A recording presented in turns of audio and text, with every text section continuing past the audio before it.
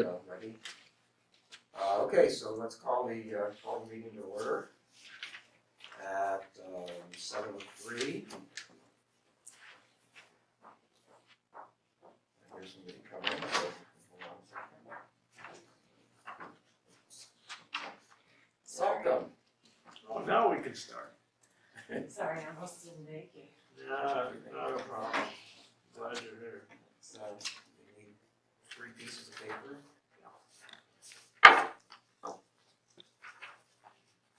Okay, so now you definitely have a quorum. We have a quorum.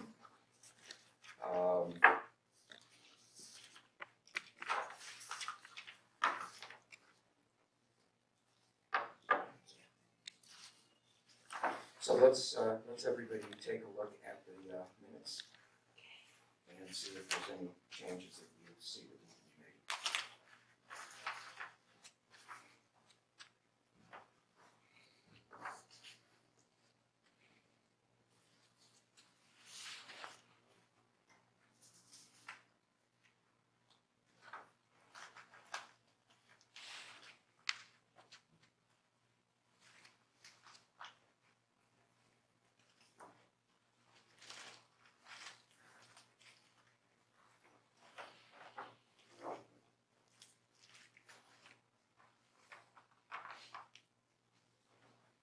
Looks like it was just the 3 of us last time.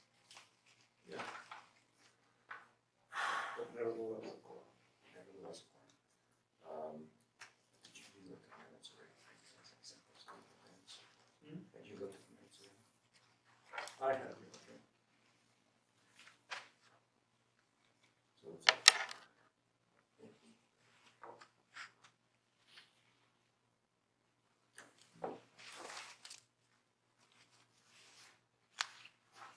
these are the September minutes.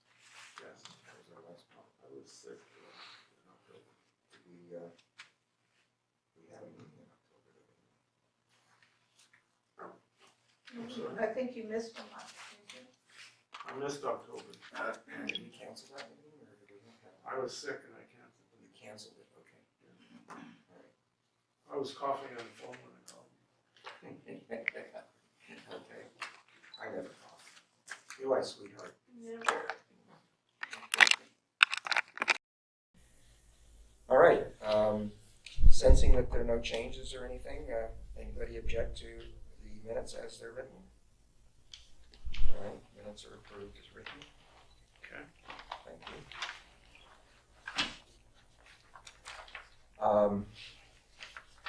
I have these rules, this script I'm supposed to read, I'm gonna kind of paraphrase. Alec Uzemic and myself co-chair this committee, everybody knows who I am. During tonight's meetings, because there's a second meeting after this one, we'll be discussing the items that are listed on the meeting agenda. Copies of the agendas are up here on the counter, on the table. Please raise your hand when you wish to speak and you'll be recognized. Each person is allotted 2 minutes for their comment. If you have a general comment that's not listed on the agenda, you may make your comment during the public comment portion of the meeting.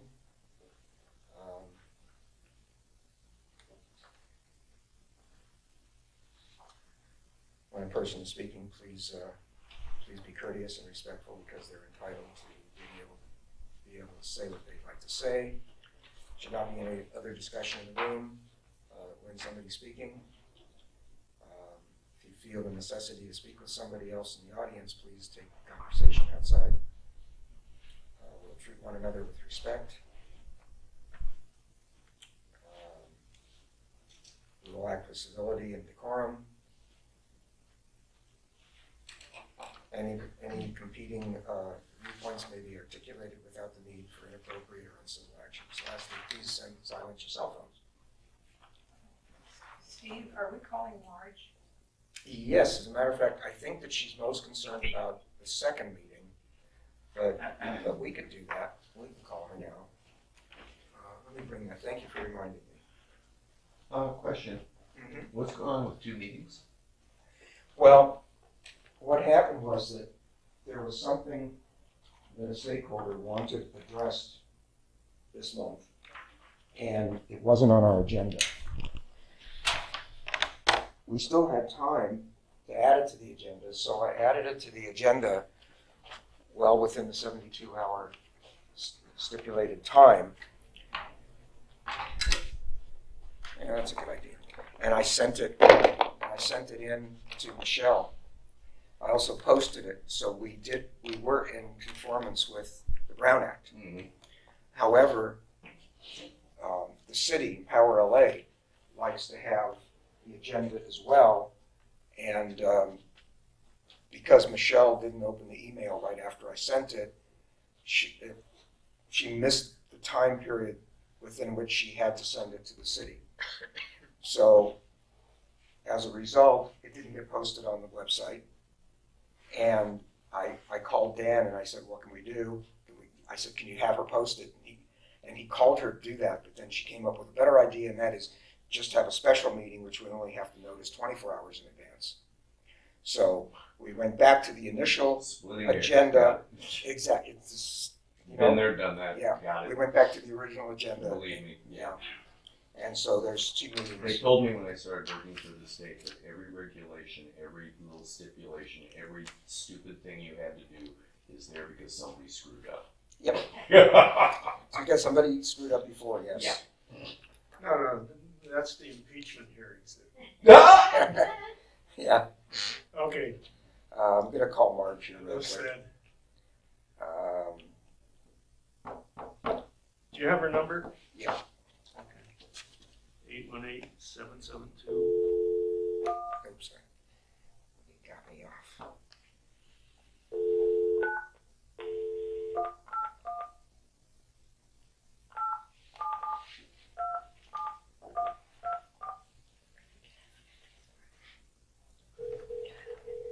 Yeah, sure.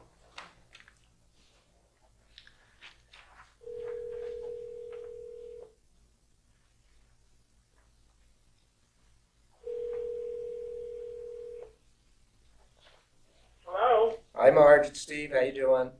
I'm okay. How are you, Steve? I'm good, thank you. So you're on the speakerphone. You probably know we have 2 meetings tonight. The first one runs until 7:30, and then the second meeting is a special meeting.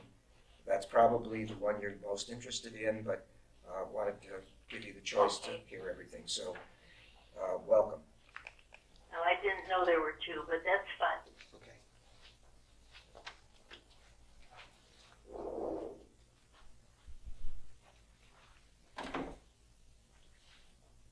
Okay. So the minutes are approved. Any comment from the chair? None for me. Okay, none for me. I think we're covering everything in agendized items. So the first thing on the agenda is sustainability for the environment and resources. And is that gonna be John's presentation? Yes. John, take it away. Well, Alec I'll wanted to get the read the introduction. Oh, okay. The definition of sustainability is worldwide. You can make it whatever you want. There are at least 200 organizations that are following some aspect of sustainability. There are groups that are looking to preserve good water, good soil, good air. There are groups that are trying to get rid of petroleum products and automobiles that use gasoline. There are others who are trying to get rid of the use of natural gas. And it goes so much as to there are other groups that say there's a vacant building over there that could be used. So the common thread through all of this is to use existing resources time after time, renewable resources, and try to save whatever aspect there is. The one that has approached me several times is the Neighborhood Council Sustainability Alliance. I have over 200 members, one of whom is Simone Best for West Hills. And as I talked about the last meeting, we need some leverage either in us providing support or mentorship or something.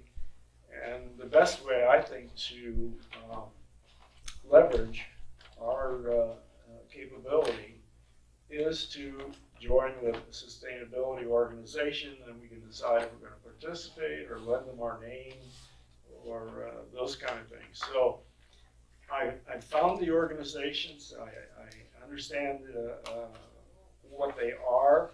I would recommend that we follow up with the Neighborhood Council Sustainability Organization. And then I would take on the assignment to make contact, find out what their projects are. I think I mentioned they have over 200 members. And report back and give you a recommendation, and then the committee can vote on whether we should join that organization or some other organization. But like I said, there are organizations, one after the other, that have very wide interest. Sustainability for parks, land trusts, connecting people and land, dedicated acquisition of along the water, wetlands, on and on and on. One is a chapter of the National Audubon Society. So I think it's worth going ahead. I need to get the information to lay it in front of you to get your approval and describe some of the activities and the potential for us and how we might participate. Simone did it as an individual, and one of the things we need to talk about is if we're going to try to do it as a West Hills Neighborhood Council membership. So I will bring that information back to you at the next meeting and make some recommendations, and then we can vote on it. So with that, one of the major things that's happening is the Los Angeles County Sustainability Organization, which John is going to explain, that has millions of dollars to invest in sustainability projects, and they're looking for ideas. The water supply in California is not sustainable. Los Angeles does not have a sustainable water supply. Think about that. When you wake up in the middle of the night, think about Los Angeles does not have a sustainable water supply. Agriculture in California is not sustainable. That's another one to think about at 2 in the morning sometime. How are we going to eat? What are we going to drink? People keep moving to Los Angeles. People keep moving to California. We've got 26 million people in this urban area around Los Angeles right now. How do you feed 26 million people? There's a great book out there, and if you guys get a chance to read it, it's called Cadillac Desert. I read it and saw a documentary based on it when I was in college, and it lays out why all of these things are true. And all the predictions that this book had in the 1990s are starting to come true now. This brings us to the Safe Clean Water Program. Somebody was thinking about this problem. And everybody's been saying for about the last 8 years, look at all this water going down the LA River. It's going out in the Pacific Ocean. It gets wasted. What the hell can we do to save this water? There are 500,000 cubic yards of storage space underground in the San Fernando Valley. That's how much the aquifer has been depleted since the San Fernando Valley. What was that again, John? 500,000 cubic acre feet of water. An acre foot is 1 acre of land covered with 1 foot of water. Okay, 500,000 acres covered with 1 foot of water is what the storage capacity that is underused in our aquifer, the one we live on top of. The Safe Clean Water Program is designed to sequester stormwater in areas where it will infiltrate into the groundwater, and then after it's in the groundwater and we recharge that aquifer, we can start drilling wells and we can start feeding people with this stuff. At the same time, we institute water recycling programs in the city. We recycle everything. short of limiting population from coming to Los Angeles, which I think would be a grand idea, that won't happen though. So we got to figure out, okay, what happens if the population in this metropolitan area doubles in the next, say, 25 to 40 years? Is it going to look like Blade Runner? I don't know if you saw Blade Runner 2040. They're sort of extending out what they're seeing right now, what it's going to be like. And there's going to be a lot of people here. Okay, so sequestering water. This program, I think, is the brainchild of Sheila Kuehl. She is one of the few people that's actually thinking of the future. Where will we be getting our water here in 2050? Now they've thoroughly depressed you. There is a way to solve this problem, just like there's a way to solve global warming and everything else. Last year, the electorate overwhelmingly, by 70% of the votes, passed Measure W, which puts a supplementary property tax on properties that have impermeable surfaces on them. Think about the parking lot at the Tanker Plaza. What happens to the water that rains on that? Ends up in the LA River almost instantly. There are tax credits available for companies that put in bioswales and different types of infiltration controls on their property. That's part of what we're doing in here. The major part of it is the monies that have been collected so far since last year total around $200 million. That money is going to be split between 7 different watershed districts. Our district is the entire San Fernando Valley, and since we have the largest population, the most impermeable surfaces, the most malls, we will be getting the benefit of the bulk of the money that comes in. $200 million spread between 7 different watersheds based on how much they contributed to this fund. We will be getting $38 million this first year. That's a lot of money. That money will all be spent on these sequestration and infiltration projects. There's several different ways to do it, several different scales of things. There's stuff you can do in your backyard, okay? Stuff that can be done at schools and be used as a teaching lesson on environmental policy for kids.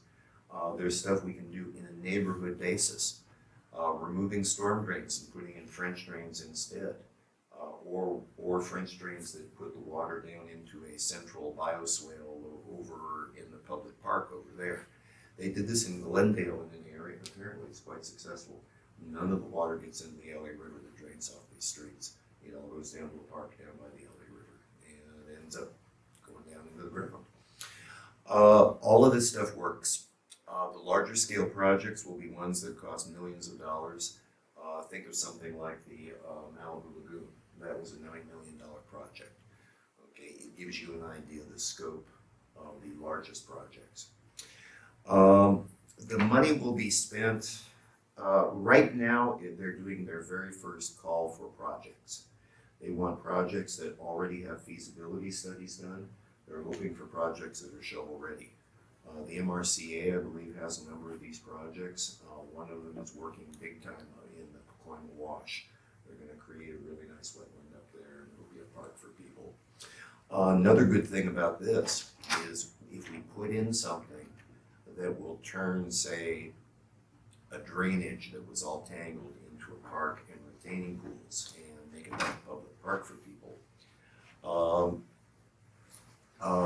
it'll need a maintenance staff. How do you pay for people?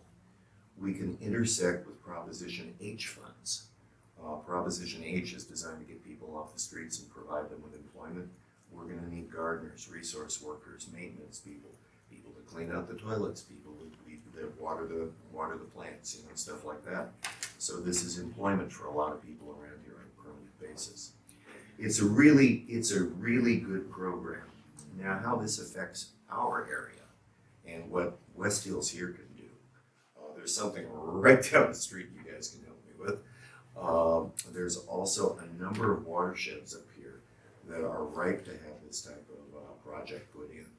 Aliso Canyon, Lime Kiln Canyon, both of them burned really badly in the last fires. There's a reason for that, but that's another subject entirely. Right now, if you hike these areas, they're completely moonscaped. They're a blank slate. It's the perfect place to put some of these places in. Most of this area is controlled by county flood control or city flood control, so we can get access to it. It should be a natural thing. I do not believe any of these areas have been studied. Wendy and I have been hiking in the hills around here. She's my alternate on the committee. We are trying to hike every single drainage in the San Fernando Valley. What we've already done is all the drainages in the northern end from the 5 freeway to here and from here to Calabasas. There's a number of areas that I thought would be nice, like Aliso and Limekiln. One of the nice things about the program here is they're trying to get participation from everybody. It's not just experts that are going to be filing these reports. Down the road, for organizations like this that have ideas for their community, how it can improve your community using natural systems and be sustainable in the long run in terms of employment and viability. There's a number of projects around here, and I'm thinking instead of taking each individual drainage and studying each one, we can submit the entire Megillah to the feasibility study program and the scientific study program. They have to be able to sequester water, infiltrate things using natural systems and other systems for sustainable employment. So given that, the MRCA has a lot of lands around here. If we made a request to study all of these drainages around here, then I think this would be one of the submissions for about 2 years down the road. The first call has been for shovel-ready projects for the 2020-2021 season.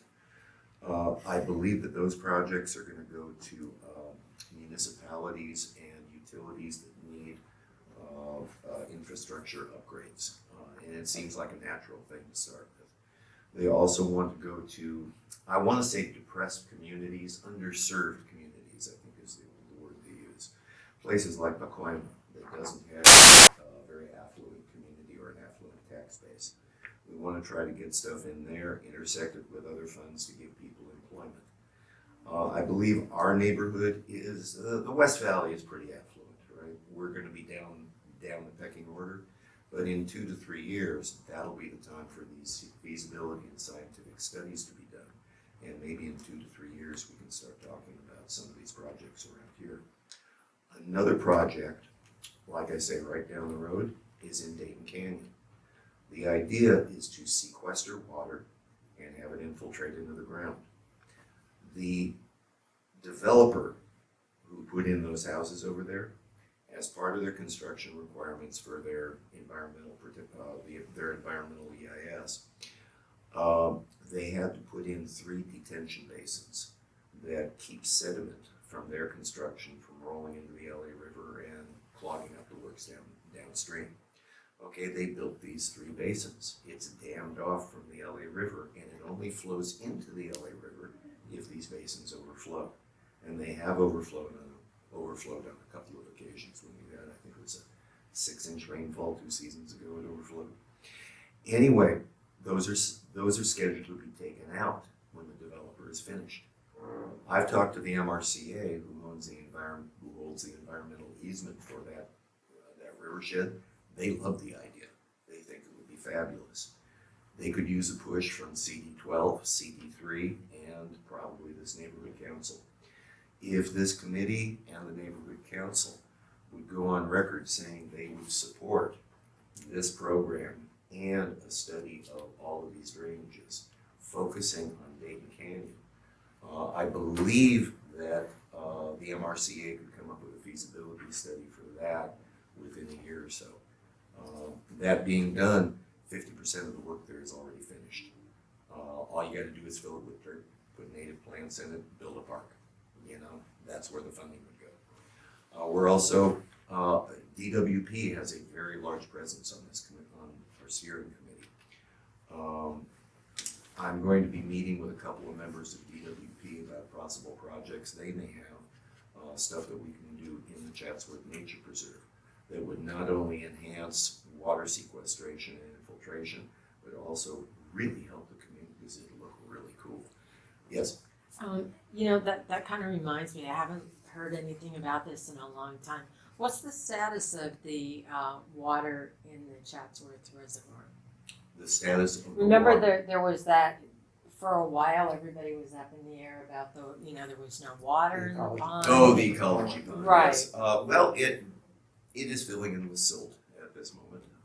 DWP has been asking us, gee, what can we do to stop the silt from going in here? It's like, well, you're asking me? You're the guys that are experts on the water. But in any case, that thing's filling in with silt. The rest of the place, Wendy and Sharon. Does it have water in it? No, it does not.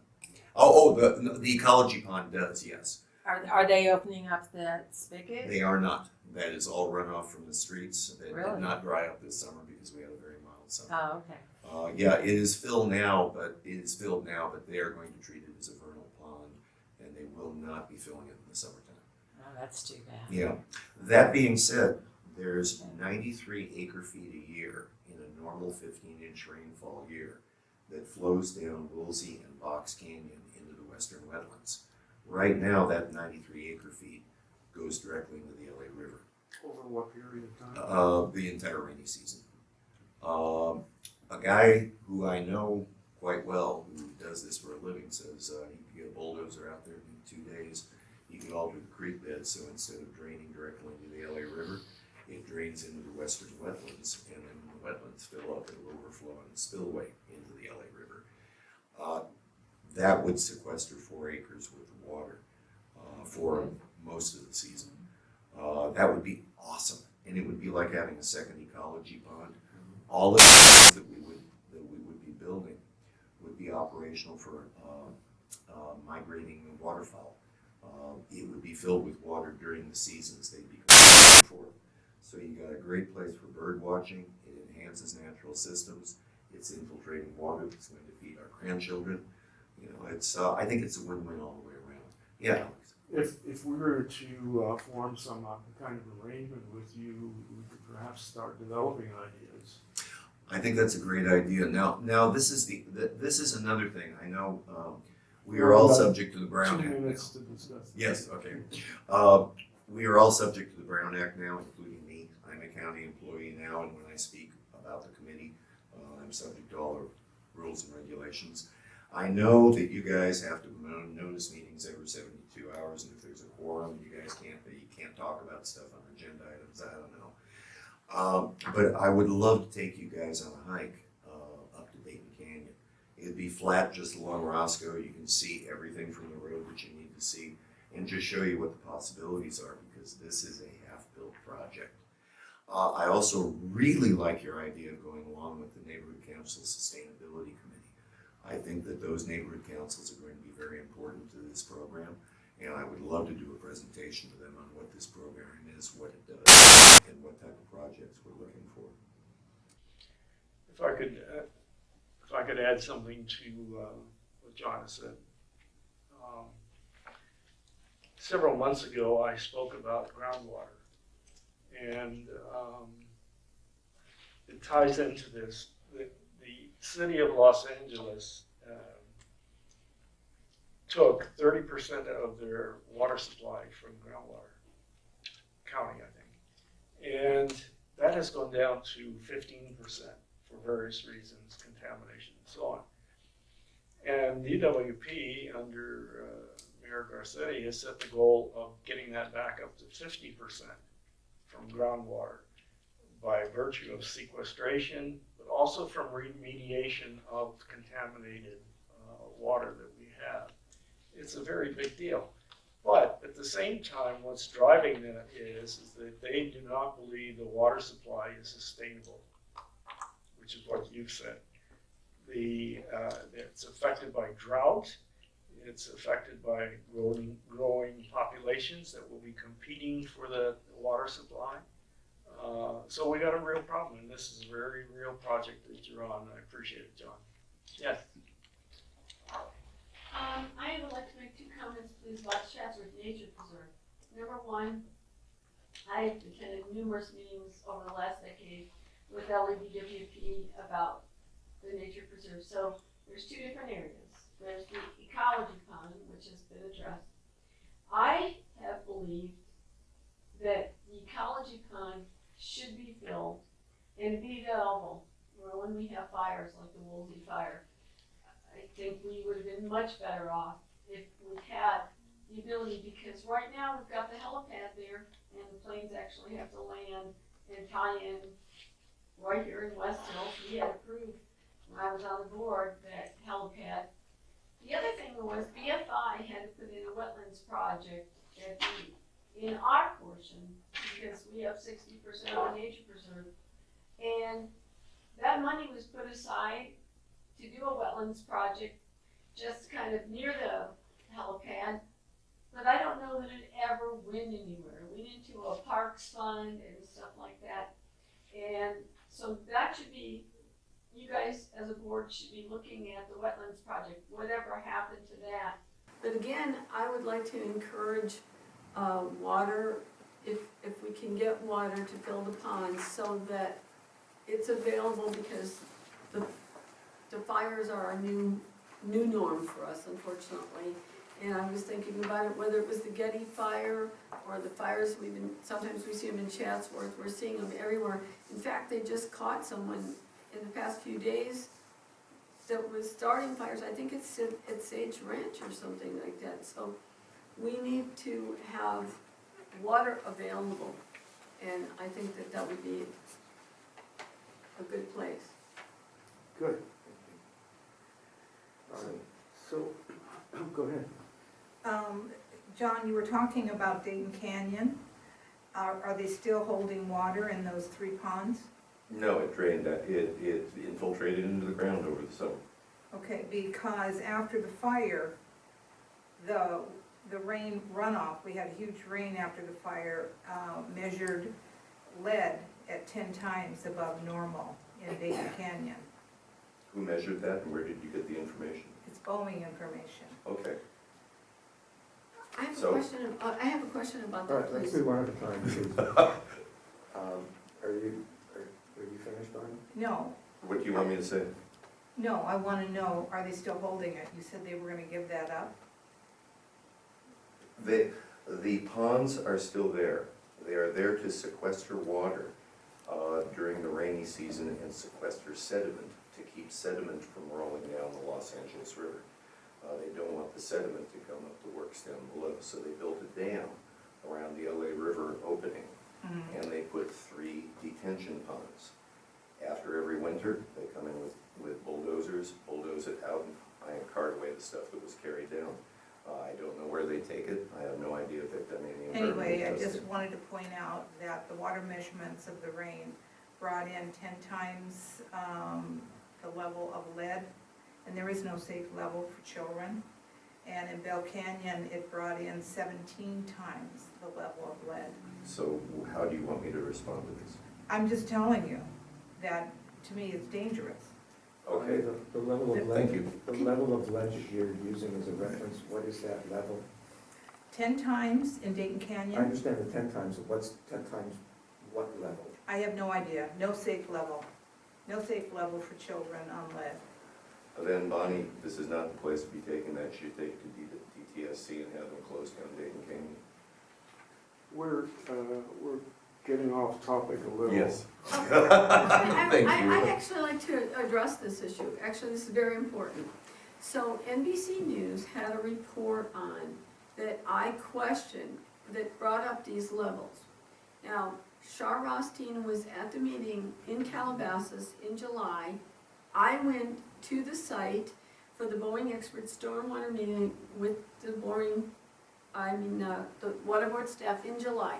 So that night they did a major presentation. Now, we need to understand, so for some of you that are new, you need to know that there's something called the National, it's NPDS, National Pollution Discharge Elimination System. That's a permit number, there's a federal EPA number. And that level is so low, it's to protect the smallest biota. It's like in the water, in the oceans and stuff. That level is below what's called the MCLs, the maximum contaminant level allowable for drinking water. The problem is, I've been on this report on the NBC News that Bonnie's referencing.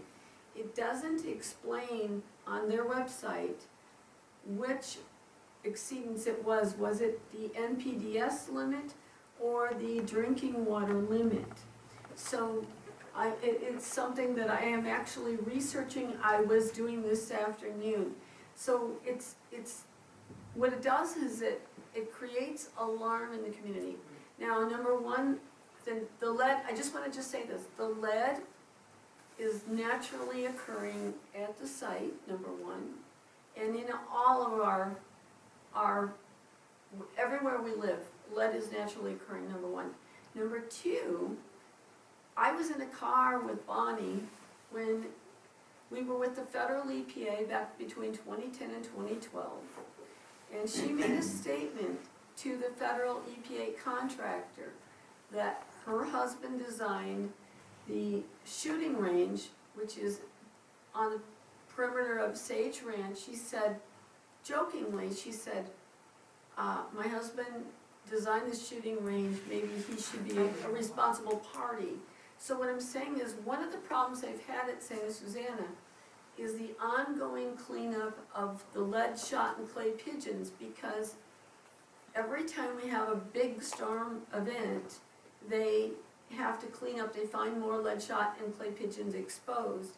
We have the same problem in Chatsworth Park South. So bottom line is, they've been cleaning that up for more than 20 years, and actually they had roped off part of the loop trail at Sage Ranch in order for Boeing to try to get to this lead. So there's multiple sources, naturally occurring lead shot and clay pigeons, and so we don't know if this lead, and so yes, she might be right that there's no safe levels, but at the end of the day, it's in our home environment as well. Thank you, Chris. Okay, I think we're ready to go on. Okay, so we have another meeting scheduled after this one. John, thank you very, very much for your presentation. Yeah, I'll probably be back with maps and a bigger And presentation. I am interested in taking a little walk along there and see. Yeah, anybody who would like to go up a hike at Dayton Canyon, I'm available. I will be there tomorrow morning at 8:30 to water my trees. If you'd like to come tomorrow morning, go back to where the bridge is. Do you know where the bridge is on Dayton Canyon? Go under the bridge, and I'll be just on the other side of the creek. Unfortunately, I can't make it, I have another event that Gotcha. Well, call me, I'm available every day. Well, this relationship's going to continue. Yeah. Cool. Okay. Thank you. And Thank you, I guys. think we should move forward if. Sure. It's a really good program, and it's very forward-looking. Sure. Yeah, Joe, I just wanted to ask, when you come back next month, if it's next month or whenever you're coming back, that, for a point of clarification, we know exactly what it is that you're asking us to support. Sure. Okay, I'll bring you something that I can project on the wall and you can look at. perfect. All right. I'll Thank you very much. take on the assignment, as I said, on the sustainability, the organization we might join, and in particular, I think our affiliation with John. Yeah, in fact,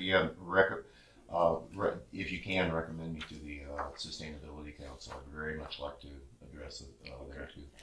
Thank you very much. I am going to adjourn this meeting at 7:42.